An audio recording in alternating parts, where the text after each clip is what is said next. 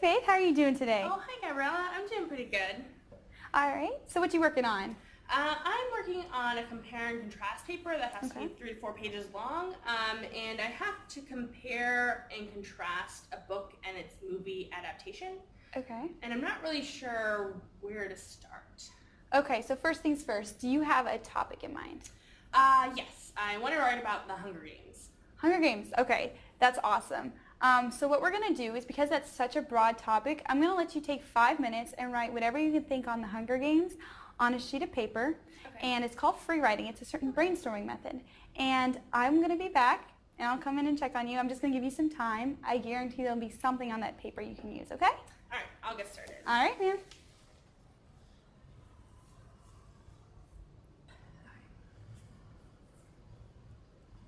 Hi, Faith. How did it go? It went really well. I didn't realize I'd get so many ideas. Nice. So this is where we can use a brainstorming method called clustering to help us kind of organize all of those ideas and come up with some new things that we didn't see before. Okay. All right, so we're going to want to start with our most broad topic. What do you think that would be? Definitely the Hunger Games. Hunger Games. Nice. And what did you come up with during free writing? Well, the first thing that I wrote about was that there's a lot of tension between the relationships in both the book and the movie. Okay, so relationships. Okay, so with clustering, we're going to branch off into other topics, still broad, but a bit more focused, and relationships fits nicely right into there. Okay. Which relationships were you thinking about?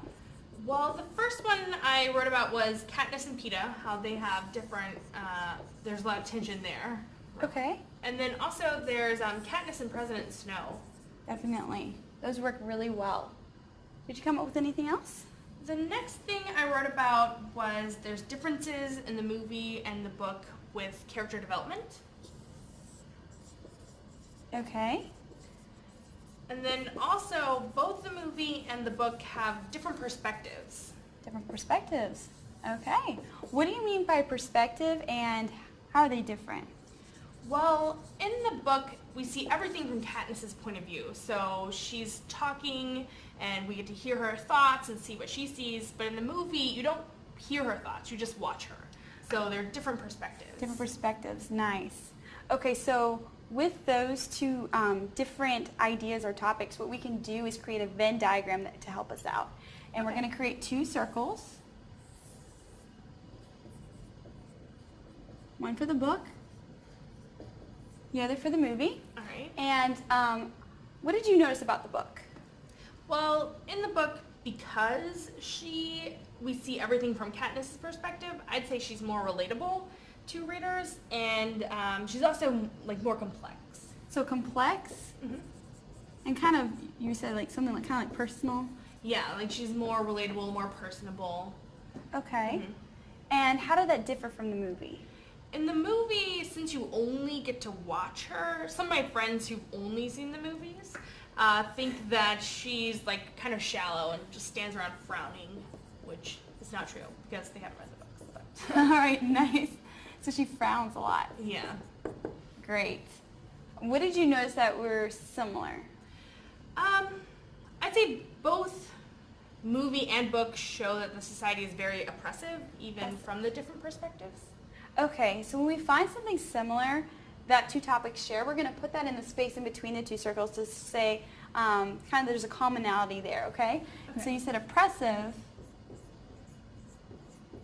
it's really differentiating between the 2 and then showing where they meet in the middle. Okay, so this one's called the Venn diagram. Yes, ma'am. And then you put the similarities in the middle where they touch, and then the differences on the outside. Yes, exactly. That makes a lot of sense. Yeah.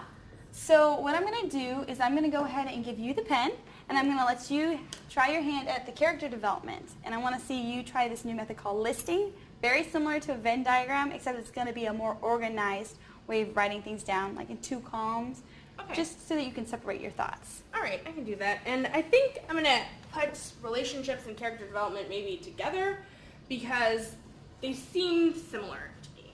So let's see. So you just like create a column like that? Yes, ma'am. All right, so we'll put the movie over here, the book over here. And I guess guess if we're thinking about maybe relationships, Katniss and Peeta's relationship starts with him giving her bread. But in the movie, you don't really understand why or when it's happening, so it's really confusing. But in the book, it's very significant. So I think I'll write bread equals confusing. And then maybe over here, bread equals important. And then I guess the next thing, maybe if we're thinking more like character development, Peeta's love for Katniss seems more shallow in the movie, maybe like a crush, but in the book you can tell how much he really loves her. So let's say for the movie, Peeta, crush, and here, Peeta, he loves her. Nice, that works out really well. So I think we have a lot of information here that you can work with. What I want you to do is I want you to take all of this that we've brainstormed so far and come up with a main idea or working thesis for your paper. Okay. I'm going to leave you for a couple of minutes, and I think you'll come up with something great. I think you've got a lot of stuff to work with. All right, I will get started on All that. right, ma'am. Let's see.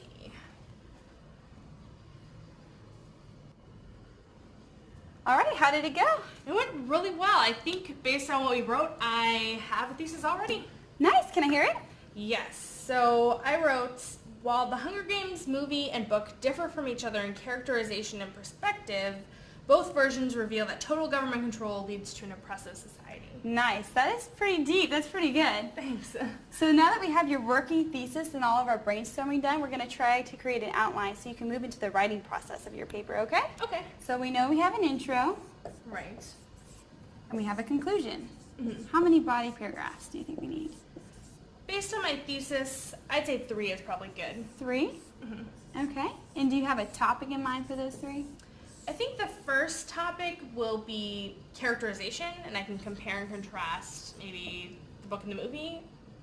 And then maybe for the second one, I can talk about perspective and then show how the movie and book are different there. Okay. And then for the last one, I think I'll write about how they both show it's an oppressive society. So it's like contrast, contrast, compare, so that I get all the assignment done. Okay. That's really nice. And do you know how you want to develop your oppressive paragraph? I'm not really sure right now, but based on all the brainstorming tools you showed me, I think I can go home and work it out myself. That's awesome. Oftentimes, brainstorming goes well into the final stages of your paper, okay? All right, awesome. Okay, ma'am. So do you see when we use brainstorming techniques such as free writing, clustering, listing, we even tried a Venn diagram, that you can come up with a new way to strategize or create new ideas? Yeah, and I think based on all these, I'm ready to go write my paper. Alrighty, ma'am. Well, it's nice seeing you again. You have a good Yeah, night. thank you so much, Gabriella. My pleasure.